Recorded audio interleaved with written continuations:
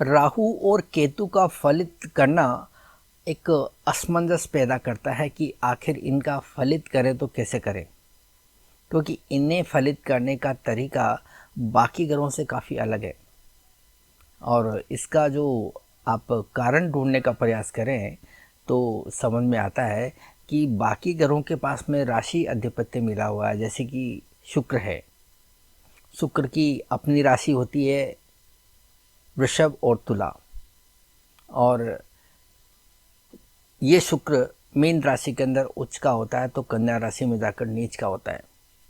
इसी प्रकार से हर ग्रह की उच्च और नीच की राशियां होती है, स्वग्रही राशियां होती है, मूल त्रिकोण की राशि होती है। परंतु राहु और केतु के केस में ऐसा नहीं होता। राहु और केतु को किसी भी राशि का आधिपत्य मिला हुआ नहीं है। इसी कारण से राहु और केतु का फलित करने में काफ़ी कठिनाइयों का सामना हमें करना पड़ता है। परंतु राहु और केतु का जो फलित करने का तरीका है उसके भी कुछ अपने नियम हैं। अगर आप उस नियम के अनुसार आप राहु और केतु को देखने का प्रयास करें तो मुझे नहीं लगता कि आपको किसी प्रकार की कोई परेशानी हो सकती है। पहला नियम यह है कि राहु और केतु जिस भाव के अंदर बैठते हैं उस भाव के अधिपति की तरह काम करने लगते हैं। जैसे मान लिया जाए कि आपकी कुंडली के अंदर राहु 10वें घर में बैठा हुआ है, तो इसका मतलब ये हुआ कि राहु 10th लॉर्ड की तरह काम करेगा। और यदि आपकी कुंडली में राहु मान लीजिए कि 3रे घर में बैठा हुआ है तो वो 3rd लॉर्ड की तरह काम करेगा। 11th हाउस में बैठा है तो वो 11th लॉर्ड की तरह काम करेगा। ठीक यही स्थिति केतु की होती है। मान लीजिए कि आपकी कुंडली के अंदर केतु 5वें घर में बैठा हुआ है तो वो 5th लॉर्ड की तरह हम उसको ट्रीट करेंगे। अगर वो 9th हाउस में बैठा हो तो 9th हाउस के लॉर्ड की तरह ट्रीट करेंगे, और 12th हाउस में बैठा है तो फिर उसे हम 12th हाउस के लॉर्ड की तरह ही देखने का प्रयास करेंगे। ये तो हुआ एक तरीका। अब हम इसकी राशिगत स्थिति को देखें तो यहाँ पर काफ़ी कन्फ्यूजन की स्थिति बनती है, क्योंकि आप ज्योतिष की क्लासिक बुक्स में अगर देखेंगे तो अलग अलग ग्रंथों के अंदर अलग अलग तरह की बातें लिखी गई है जो एक दूसरे से मैच नहीं करती। कुछ बुक्स के अंदर ये लिखा गया है कि राहु कुंभ राशि के अंदर स्वराशि का होता है और मिथुन राशि के अंदर वो उच्च का होता है। तो कुछ बुक्स के अंदर राहु को वृषभ राशि में उच्च का बताया गया है। ठीक इसी प्रकार से अगर नीचता की बात करें तो स्कॉर्पियो और सेजिटेरियस यानी कि वृश्चिक और धनु राशि के अंदर ये नीच का होता है। परंतु जहाँ पर मतभेद आ जाता है तो फिर उसे हमें मानने के अंदर थोड़ी कठिनाइयाँ पैदा होती है कि हम किसी एक बुक्स में लिखी हुई बात को ज़्यादा महत्व दें या फिर दूसरी बुक्स में लिखी हुई बात को। तो यहाँ कन्फ्यूजन की स्थिति बन जाती है। हम उस प्रपंच में अभी नहीं पढ़ने वाले। हम उसके लॉजिक को समझने का प्रयास करेंगे कि आखिर जो है इन बुक्स के अंदर राहु और केतु को उच्च का और नीच का क्यों बताया गया है, उसका कारण क्या हो सकता है। हम बात कर लेते हैं पहले राहु की। राहु को कुंभ राशि के अंदर स्वराशि का बताया गया है और वृषभ और मिथुन राशि इन्हें उच्च की राशियां कही गई है। तो हमें इसके लॉजिक को समझने का प्रयास करना चाहिए। जहाँ पर कुंभ राशि और मिथुन राशि दो वायु तत्व की राशियां हैं, वहीं वृषभ राशि आपके पृथ्वी तत्व की राशि है। तो हमें इनके अंदर जो है कुछ फैक्टर देखने होंगे कि दोनों के अंदर क्या समानताएं हैं, दोनों के वातावरण में किस प्रकार का हमें सिमिलरिटी देखने को मिल रही है। हम वायु तत्व की राशियों की बात करें, मिथुन और कुंभ। मिथुन में उच्च का माना गया है तो कुंभ राशि के अंदर स्वराशि का माना गया है। तो वायु तत्व की राशियों के अंदर राहु हमेशा ही जो है अच्छे परिणाम देते हुए नजर आता है। कारण क्या है इसका कि राहु एक तो वायु तत्व का ग्रह है और कुंभ राशि और मिथुन राशि भी वायु तत्व की ही राशियां होती है। तो ये जब एलिमेंट मैच करता है तो राहु इन वायु तत्व की राशियों के अंदर निश्चित रूप से जो है अच्छे परिणाम दे सकता है, ऐसा हम कॉन्फिडेंस के साथ में कह सकते हैं। अब भले ही हम राहु की राशि को हम कुंभ माने या ना माने, राहु की उच्च राशि को हम मिथुन माने या ना माने, पर हम इतना तो कह ही सकते हैं कि राहु जब मिथुन, तुला या कुंभ के अंदर आएगा तो निश्चित रूप से जो है अच्छे परिणाम देगा। कारण कि यहाँ एक तो जो है एलिमेंट मैच कर रहा है, राहु भी वायु तत्व का है और ये जो वायु तत्व की राशियाँ हैं ये राहु को एक अच्छा इन्वायरमेंट प्रदान करती है। ये तो एक बात। दूसरा, अगर हम राहु के कारकत्व को देखें तो राहु जो है इच्छाओं को बढ़ाता है। जिस तरह से जो है वायु अग्नि को फैलाती है या किसी भी जो है सुगंध या दुर्गंध को चारों तरफ फैलाने के अंदर सक्षम होती है, ठीक उसी प्रकार से जो ये राहु है ये इसकी इच्छाएं जो है फैलती रहती है और वायु तत्व की भी राशियां जो है फैलाने का काम करती है। और अगर हम यहाँ वायु तत्व की राशियों की कारकत्व की बात करें तो ये राशियां जो है आपकी इच्छाओं को प्रकट करती है, क्योंकि ये काम त्रिकोण की राशियां भी कहलाती है। इन राशियों से हम व्यक्ति की इच्छाओं को देखते हैं और ये जो आपका राहु है ये भी अनेक प्रकार की इच्छाएं बढ़ाने वाला ग्रह है। तो यहाँ पर राहु के कारकत्व और वायु तत्व की कारकत्व के अंदर काफ़ी सिमिलरिटी देखने को मिलती है।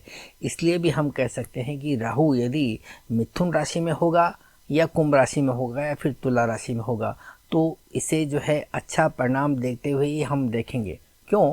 क्योंकि यहाँ पर राहु को एक तो अच्छा वातावरण मिलता है और यहाँ पे कारकत्व भी जो है यहाँ मैच करते हुए नज़र आते हैं। और तीसरी बात यह है कि ये जो वायु तत्व की राशियाँ होती है ये बुध, शुक्र और शनि की राशियाँ होती है और ये तीनों के तीनों ही ग्रह राहु के मित्र ग्रह कहे जाते हैं। और ये राहु जब अपने मित्र की राशि में जाता है तो अपने आप को कंफर्टेबल फील करता है और अच्छे रिजल्ट देता है, ऐसा हम कह सकते हैं। तो ऐसी स्थिति के अंदर राहु की राशि हम कुंभ माने या ना माने, मिथुन राशि को उसकी राशि माने या ना माने, इन राशियों के अंदर राहु निश्चित रूप से जो है अच्छे परिणाम ही देगा, ऐसा हम कह सकते हैं। अब बात करते हैं हम पृथ्वी तत्व की राशियों की। जैसा कि हमने देखा वृषभ राशि को कुछ बुक के अंदर राहु की उच्च राशि मानी गई है। अगर हम इसको नहीं भी माने तो हम इसके कारकत्व को देखेंगे। ये राशियां जो है किसी भी चीज़ के संग्रह करने को दर्शाती है, सांसारिक गुणों को दर्शाती है, अपना फायदा किस प्रकार से निकालना है इस प्रकार की प्रवृत्ति को दर्शाने वाली ये राशियां हैं पृथ्वी तत्व की राशियां, यानी कि वृषभ, कन्या और मकर। इन्हें अर्थ तत्व की राशियां भी कही जाती है और धन से संबंधित जो भी बातें आती है वो हम इन्हीं राशियों के अंदर देखने का प्रयास करते हैं। और जो राहु होता है वो राहु भी जो है चीज़ों को पकड़ के रखने के अंदर, संचित करने के अंदर भरोसा रखता है।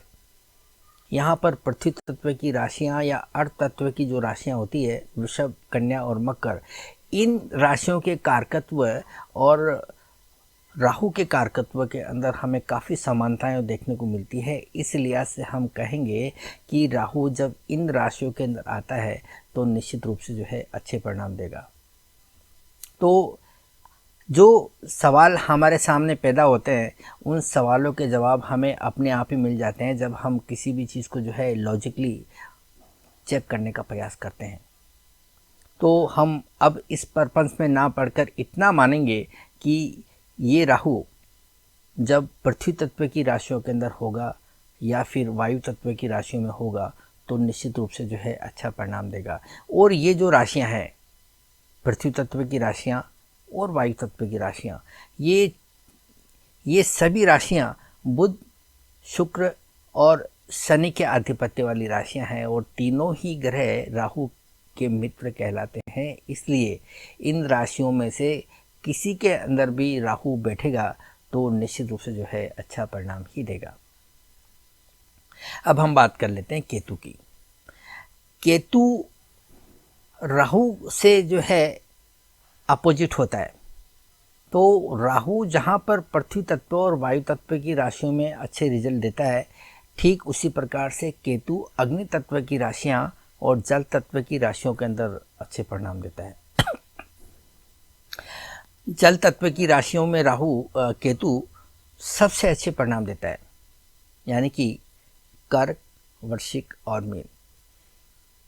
क्योंकि ये जो तीन राशियां होती है, ये मोक्ष त्रिकोण को रिप्रेजेंट करती है और केतु भी जो है आपके मोक्ष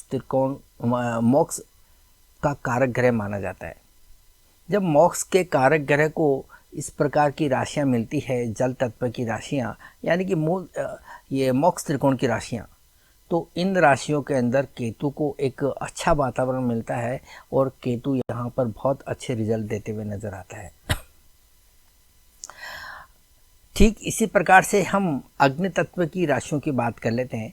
अग्नि तत्व की राशियां जो होती है वो बड़े एथिक्स को फॉलो करने वाली राशियां होती है, परंपराओं को निभाने वाली राशियां होती है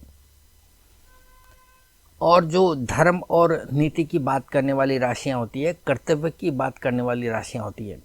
और केतु के जो गुण होते हैं वो इसी प्रकार के होते हैं। केतु जो है परंपराओं को निभाने वाला ग्रह है, फॉलोअर्स है, चीज़ों को मानने वाला है, एथिक्स को फॉलो करने वाला ग्रह है। इसलिए केतु इन राशियों के अंदर अच्छे रिजल्ट देता है।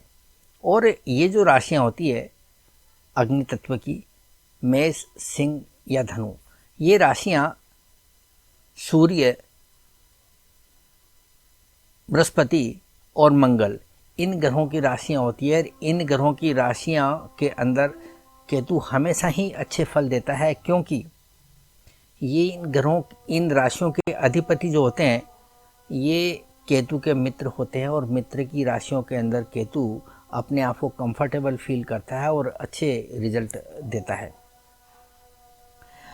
अब हम बात कर लेते हैं मेष, सिंह और धनु राशियों के अंदर राहु किस प्रकार के परिणाम देगा। ये राशियां राहु को सूट नहीं करती, क्योंकि राहु की प्रकृति एकदम अलग प्रकार की है। जहाँ केतु एक अच्छा फॉलोअर है, चीज़ों को फॉलो करता है, एथिक्स को फॉलो करता है, वहीं राहु को एथिक्स से कोई लेना देना नहीं है, परंपराओं से कोई लेना देना नहीं है। राहु थोड़ा एक अनऑर्थोडॉक्स टाइप का ग्रह है, जो किसी भी नीति नियमों को नहीं मानता, किसी भी चीज़ को जो है फॉलो करने में विश्वास नहीं रखता। तो यहाँ पर राहु काफ़ी अनकंफर्टेबल होता है। और साथ ही साथ ये जो सूर्य, बृहस्पति और मंगल ग्रह है, ये राहु के मित्र नहीं होते हैं, शत्रु ग्रह माने जाते हैं। तो इन राशियों के अंदर राहु कभी भी अच्छे परिणाम नहीं देता।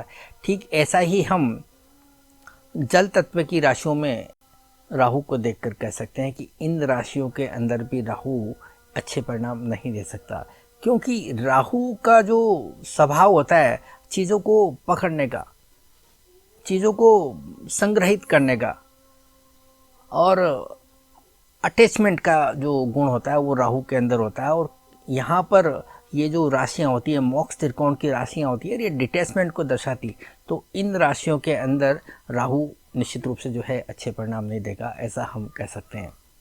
जैसा हमने राहु के बारे में देखा, ठीक इसी प्रकार से हम केतु के बारे में कह सकते हैं कि केतु पृथ्वी तत्व की राशियों में अच्छे परिणाम नहीं देता, क्योंकि केतु का स्वभाव जो है मोक्ष वाला स्वभाव होता है। ये मोक्ष को रिप्रेजेंट करने वाला ग्रह है और ये डिटैचमेंट का ग्रह है। तो यहाँ पर केतु को अर्थ त्रिकोण की राशियों से किसी प्रकार का कोई मतलब नहीं होता। साथ ही साथ वायु तत्व की राशियाँ जो है बुद्धिमत्ता को रिप्रेजेंट करती है और केतु के पास में वो धड़ के ऊपर वाला पार्ट नहीं है, यानी कि मस्तिष्क नहीं है, सोचने विचारने की क्षमता नहीं है। तो यहाँ वायु तत्व की राशियों के अंदर केतु अच्छे परिणाम नहीं देता। तो इस प्रकार से हम राशिगत स्थिति समझ सकते हैं राहु और केतु की। अब हम ये समझने का प्रयास करेंगे कि राहु और केतु कौन कौन से भाव के अंदर हमें अच्छे नतीजे दे सकते हैं।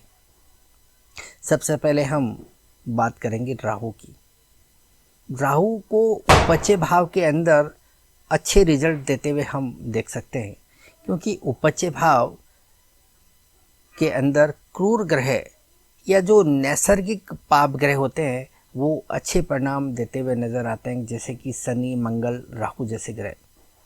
इस प्रकार के ग्रह जब इन भावों के अंदर बैठते हैं तो व्यक्ति को काफ़ी ऊर्जावान बनाते हैं, कार्य करने की क्षमता देते हैं, व्यक्ति को हार्ड वर्किंग करने की कैपेसिटी देते हैं और लड़कर जीतने की प्रवृत्ति देते हैं, किसी भी कीमत पर हार नहीं मानने की प्रवृत्ति देते हैं। यदि तीसरे घर के अंदर राहु बैठेगा तो तीसरा घर हार्ड वर्किंग का है, तो यहाँ पर व्यक्ति के अंदर जो है हार्ड वर्किंग करने की कैपेसिटी देता है, व्यक्ति को ऊर्जावान बनाता है। और छठे घर की हम बात करें तो छठा घर संघर्ष का होता है, व्यक्ति के अंदर संघर्ष करने की कैपेसिटी ये राहु देता है, लड़कर जीतने की प्रवृत्ति देता है और किसी भी कीमत पर हार नहीं मानने की प्रवृत्ति भी ये राहु देता है छठे घर के अंदर। और हम 10वें घर की बात करें तो 10वां घर कुंडली का एक पावर हाउस माना जाता है और इस घर में जो भी ग्रह बैठता है उसका काफ़ी महत्व बढ़ जाता है। और यहाँ हमें राहु जैसा ग्रह देखने को मिलता है तो फिर स्थिति कुछ अलग ही नज़र आती है। यहाँ राहु व्यक्ति को कार्य सक्षम बनाता है और अपना काम करने के लिए किस प्रकार से जो है ऊर्जावान होना है, किस प्रकार से अपनी कार्य क्षमता का प्रदर्शन करना है, किस प्रकार से अपनी जो है सोच को डेवलप करना है, ये बातें जो है राहु से अच्छी तरह से कोई भी ग्रह नहीं बता सकता। इसलिए 10वें घर के राहु को हम बहुत अच्छा कह सकते हैं। और 11वां घर सभी प्रकार की इच्छाओं का है, एक उपच्य भाव है, तो अपनी इच्छाओं को पूरी करने के लिए, अपनी महत्वाकांक्षाओं को पूरी करने के लिए ये राहु बहुत मददगार साबित होता है। इन इच्छाओं को पूरी करने के लिए व्यक्ति किसी भी हद तक जा सकता है, ये बात जो है हमें राहु देता है। अब हम बात करते हैं केतु की।